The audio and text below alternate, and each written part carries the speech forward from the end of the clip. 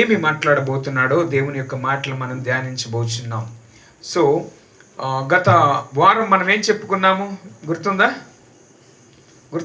ఎంతమందికి గుర్తుంది వాక్యం? ఎవరి గురించి చెప్పాము? 3వ అధ్యాయంలో ఉన్నాము. 8 నుంచి 13 వచనములు ధ్యానించాము. సర్పము మోసం చేసిన తర్వాత ఒకరి మీద ఒకరు చెప్పుకుంటూ వస్తూ ఉన్నారు. ఆదాము, నువ్వు చేసినది ఏమిటి అనంటే, నేను కాదయ్యా, నువ్వు ఇచ్చావు కదా స్త్రీ, ఆ స్త్రీ ద్వారా నేను ఇస్తే తిన్నాను అని అన్నాడు. ఓ స్త్రీ, నువ్వేం చేసావు అని అంటే, స్త్రీ అంటది, నేను కాదయ్యా, ఆ సర్పం వచ్చి నన్ను మోసపుచ్చింది, అందుకని నేను ఇలా చేశానయ్యా అని అంటది. అంటే సర్పము మోసపుచ్చింది అనే పాయింట్ దగ్గర ఒక 5 minutes మొన్న కొంత మిస్ అయింది. అది నేను ఇప్పుడు ఒక 5 minutesలో కవర్ చేసేస్తాను. దేవునికి స్తోత్రం. ఇక్కడ ఏంటి కాన్సెప్ట్ ఏంటంటే, సర్పము మోసం ఎలా చేస్తుంది? లేదు, సర్పము ఎలా సాతానులోనికి ఎలా ప్రవేశించింది? జాగ్రత్తగా వినండి. కొద్ది సమయమే, చాలా వాల్యుబుల్ పాయింట్స్, గన్ పాయింట్స్ చాలా క్లియర్ అండ్ క్లారిటీగా ఉంటాయి. న్యూ టెస్టిమెంట్తో కంపారిజన్ లాస్ట్ వీక్ చేయాల్సింది ఇప్పుడు మీకు పొడిగింపుగా కంటిన్యూగా చేస్తూ ఉన్నాను. జాగ్రత్తగా వినండి. సాతాను సర్పములోనికి ఎలా ప్రవేశించింది? మొదటిది, ఎలాగూ ప్రవేశించింది. లేదు, ఇప్పుడు స్త్రీ అంది, సర్పము మమ్మల్ని మోసపుచ్చింది అని అంది. సర్పంలో ఉన్నది ఎవరు? అపవాది అనే సాతాను అనేటువంటి మాటను మనం చూస్తున్నాం. ఈ అపవాది అనేటువంటి సాతాను ప్రవేశించే విధము బైబిల్ గ్రంథములో చాలా స్పష్టంగా కనిపిస్తూ ఉంది. సో వాడు ప్రవేశించేటువంటి విధానము, ప్రవేశించేటువంటి ద్వారాలు ఏంటంటే, మొట్టమొదటిది లోభం, రెండోది అబద్ధం ద్వారా వస్తాడు, 3 అవిధేయత, 4 గర్వము, 5 ఆత్మీయ నిర్లక్ష్యం. వీటిలో ఏదైనా కానీ మనము కలిగి జీవించినట్లయితే అపవాది అనేటువంటి వాడికి మనం ద్వారాలు తెరిసినట్టే. లోభము, మొదటి పాయింట్ ఏం చెప్పాను? లోభం అంటే పిసనారితనం, దురాశ లేదా అత్యధికమైన ఆశ చెప్పొచ్చు. లేదంటే అవసరమైనటువంటి ఖర్చులకు కూడా వెనకడుగు వేయటం, లేదా ఉన్నదానితో తృప్తి చెందక ఇంకా కావాలనే ఆశ కలిగి ఉండటము, లేదా సంపదను పదిలపరుచుకొని ఇతరులకు సహాయం చేయకుండా ఉండటం. ఇంకా చెప్పాలంటే వాటికి పర్యాయ పదాలు ఏంటంటే కక్కుర్తి. ఏమంటారు? అంటే లోపల సంచిలో ఉంటాయి, తీడు ఎతుకుతూ ఉంటాడు, బయటికి రావు, చేయి పెడతాడు, తీడు. ఇది లోభం. ఈ లోభం బైబిల్ గ్రంథంలో ఒక వ్యక్తికి వచ్చింది. చూడండి, ఒకసారి మీకు చక్కగా అర్థమవుతుంది. లూకా సువార్త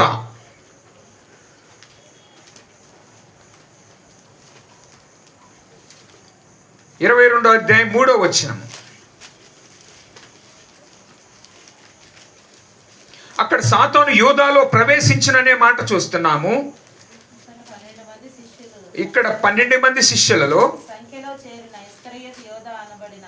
ఇస్కరియోతు యోధా అనబడిన యోధాను సాతాను ప్రవేశించను. యోహాను సువార్త 12వ అధ్యాయం 6వ వచనం చూడండి. యోహాను సువార్త 12వ అధ్యాయం 6వ వచనం.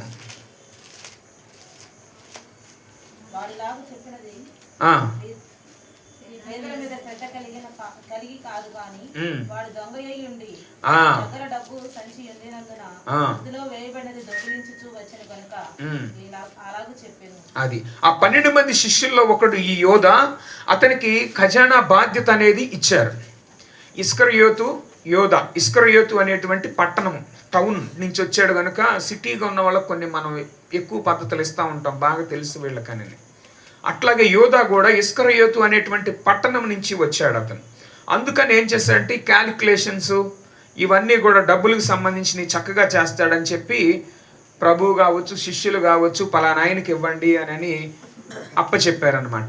ఈ తీసుకున్నటువంటి వ్యక్తి ఈ ఖజానా బాధ్యతను నిర్వహిస్తున్నటువంటి సాతానులోనికి లోక 22:3లో చూస్తే సాతాను యోధాలో ప్రవేశించును అని ఉంది. ఎందుకు ప్రవేశించింది అనంటే అతనికి డబ్బుపై ప్రేమ ఉంది, యేసుపై నిరాశ కనపడుతుంది, గుండె ఇంకా మారలేదు అతను. యేసుపై నిరాశ. ఆయన రాజ్యం వస్తున్నాడు కదా, వెయిట్ చేస్తున్నాడు, ఏం చేస్తాడు, ఈయన రాజ్యం ఎలా ఉంటుందని ఫిజికల్గా చూస్తున్నాడు. ఆయన రాజ్యం వస్తే మంచిగా మినిస్టర్ పదవి ఏదో ఒకటి వస్తుందిగా, డిప్యూటీయో ఏదో ఒకటి వస్తుందని చాలా ఎదురు చూస్తూ ఉన్నాడు. కానీ ప్రభు చూస్తేనే నన్ను నేను అప్పగించబడతాను, 3వ దినం లేస్తానంటే యోధాకు బుర్ర తిరిగిపోతుంది.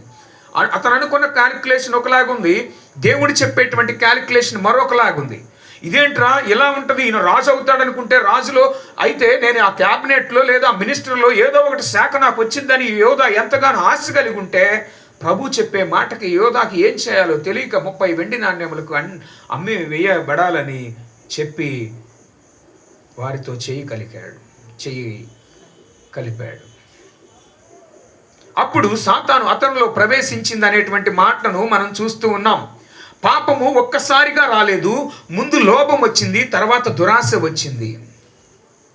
అవిశ్వాసం తనలోనికి వచ్చింది కనుక సాతాను అతనిలోనికి ప్రవేశించింది. ఈ రోజుల్లో కూడా పాపం నిన్ను డైరెక్ట్గా టచ్ చేయదు, అవిశ్వాసం కలుగు చేసింది. మనిషిలోనికి అవిశ్వాసం కలుగు చేసింది. అయ్యిద్దో లేదు, జరిగిద్దా లేదు, అవిశ్వాసం కలుగు చేసింది. ఆ రీతిగా అపవాదనే సాతాను వానిలోనికి ప్రవేశించాడు. హృదయం ఖాళీగా ఉంటే ఖచ్చితంగా అపవాదనే సాతాను ప్రవేశిస్తూ ఉంటాడు. దేవుని ఆత్మతో ఒకవేళ నీ హృదయం నిండకపోతే వేరే ఆత్మకు స్థలం ఉందని అర్థం. దేవుని వాక్యమును ధ్యానించకపోతే, దేవుని వాక్యముకు నీ యొక్క హృదయంలో స్థానం ఇవ్వకపోతే వేరొక ఆత్మ, అది దురాత్మ, అది లోపలకు ప్రవేశించే అవకాశం ఉందని ఇక్కడ మనం చూస్తున్నాం. ఇందాక ఇస్కరియోతు యోధాలో లోభం అనేటువంటి తలుపు తెరవబడింది. మరొకటి అపోస్తుల కార్యాలు 5వ అధ్యాయం 3వ వచనములో అక్కడ అబద్ధం తలుపు తెరిచింది. దేవునికి మహిమ కలుగును గాక. అననీయ సప్పీరా అనేటువంటి ఇద్దరు ఉన్నారు, భార్యాభర్తలు. వారు కొంత భూమిని అమ్మారు. అమ్మిన వెంటనే కొంత వచ్చింది. అందరూ ఏం చేస్తున్నారంటే అమ్మింది మొత్తం తీసుకొచ్చి అపోస్తుల పాదాల దగ్గర పెట్టేస్తున్నారు. వీరేమనుకున్నారో తెలుసా? అందరూ అమ్మితే 40,000 వచ్చింది కనుక వాళ్ళు 40,000 ఇస్తున్నారు. అందరూ మనం అమ్మితే మనకు 4 లక్షలు వచ్చింది కనుక మనం ఏం చేద్దామంటే 3 లక్షలు దాచుకొని 1 లక్ష ఇద్దాం, అందరికంటే మనం ఎక్కువిచ్చినట్టు ఉంటుంది కనుక ఇదే వచ్చిందని చెప్దామని భార్యాభర్తలు ఇద్దరు అబ్బో ఏం మాట్లాడుకున్నారు గదిలో. అప్పుడు వచ్చి పేతురు దగ్గరకు వచ్చి వీరు చెప్తూ ఉన్నారు. ఏమని అంటున్నాడు? అది అబద్ధం చెప్తున్నట్టు మనం చూస్తున్నాం. అక్కడ చూడండి 5:3 వచనం చూడండి. అననీయ నీ భూమి వెలలో కొంత దాచుకొని పరిశుద్ధాత్మను మోసపుచ్చావు. సాతాను ఎందుకు నీ హృదయమును ప్రేరేపించెను? చూసాడా వాడు ఏం చేస్తాడు? అపవాదనే సాతాను ప్రేరేపణ కలుగు చేస్తున్నాడు. అక్కడ ప్రవేశిస్తున్నాడు, ఇక్కడేమో ప్రేరేపణ దయచేస్తున్నాడు. చూసారు ఎంత లాజిక్? వాడు నీకు భయంకరంగా కనపడాడు సాతాను. ఏదో 2 కొమ్ములు, దెయ్యము, బొమ్మలు, కొన్ని దిష్టి బొమ్మలు కడుతూ ఉంటారు, నాలుగు బయట పెట్టి ఏదో తెలుసు అన్నట్టుగా ఏమన్నాడు సాతాను. చాలా చక్కగా ఉంటాడు, చక్కగా ఎరవేయటానికి. ఆ ఫలం అందంగా చూచుటకు రమ్యముగా ఉందని పడిపోయారు వాడు. అపవాది సాతాను వేసే ప్లాన్లు కూడా అలాగే ఉంటాయి. వాడు లోభం ద్వారా, అబద్ధం ద్వారా, నటన ద్వారా ప్రవేశిస్తూ ఉంటాడు.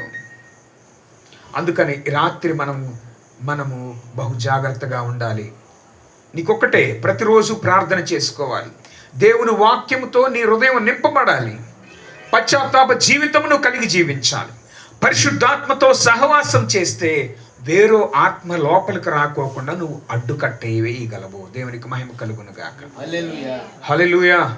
చూసారా ఇక్కడ వ్యక్తుల్లోనికి, అక్కడ సర్పంలోనికి వెళ్ళింది.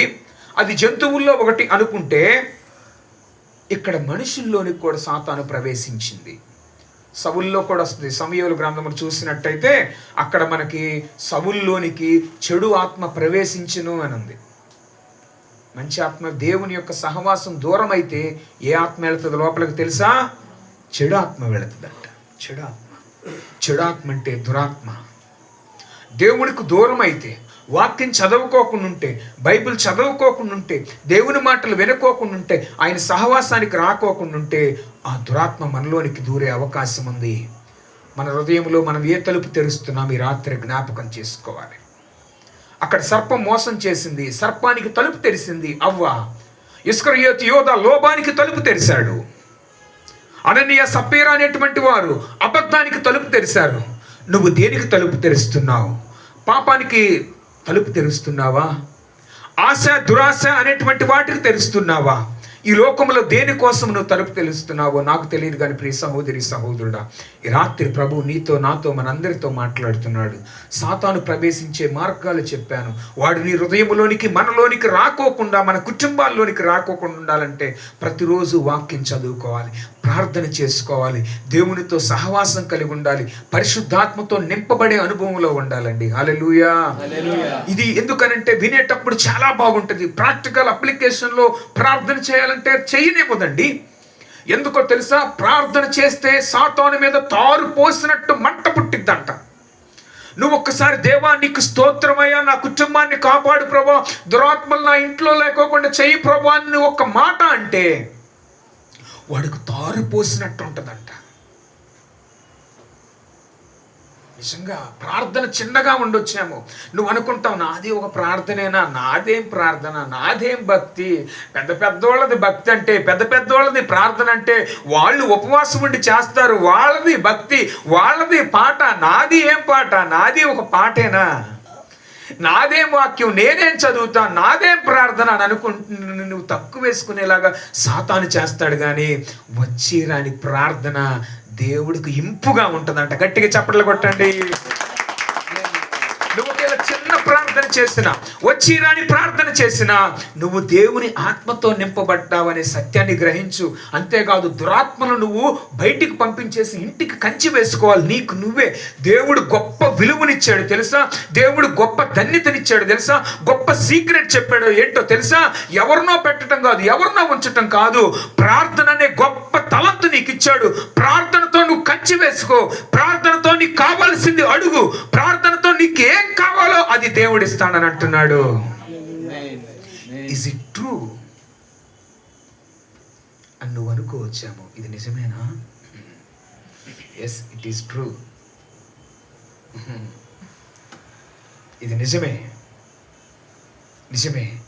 ప్రార్థన చిన్నదైనా నీ హృదయంలో విశ్వాసంతో చేస్తే అద్భుతాలు నువ్వు చూస్తావు. ఆర్థిక పరిస్థితుల, కుటుంబ సమస్యల, కుటుంబం నడవలేని స్థితి, ఇంట్లో జరక్కోకుండా ఉంటుందా? కొంచెం డబ్బులే ఉన్నాయా? కొంచెం చిన్న జీవితమేనా? చిన్న ఉద్యోగమేనా? బిడ్డలకి వారి యొక్క భవిష్యత్తు గురించి ఆలోచిస్తున్నావేమో, నాకు తెలియదు. పరిశుద్ధాత్ముడు నీతో మాట్లాడుతున్నాడు.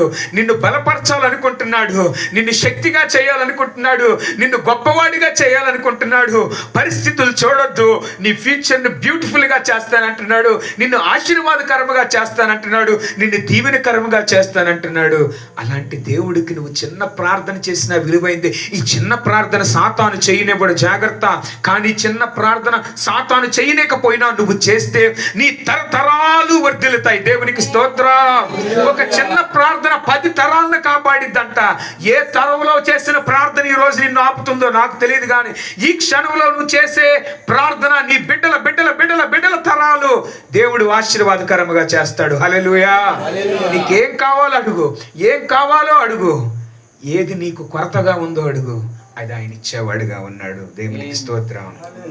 ఆ రీతిగా ఈ రాత్రి మనమందరం కూడా సాతాను ప్రవేశించకుండా ఉండాలంటే నిరంతరము వాక్య ధ్యానం చేయాలి, ప్రార్థన చేసుకోవాలి, పరిశుద్ధాత్మతో నింపబడాలి, వాక్యం ఉండాలి హృదయంలో. ఆమేన్, హల్లెలూయా. దేవుడి మాటలు దీవించునుగాక. ఆమేన్. ప్రార్థన చేసుకుందాం. పరిశుద్ధుడైన తండ్రి, మీకు వందనాలు చెల్లిస్తున్నాం.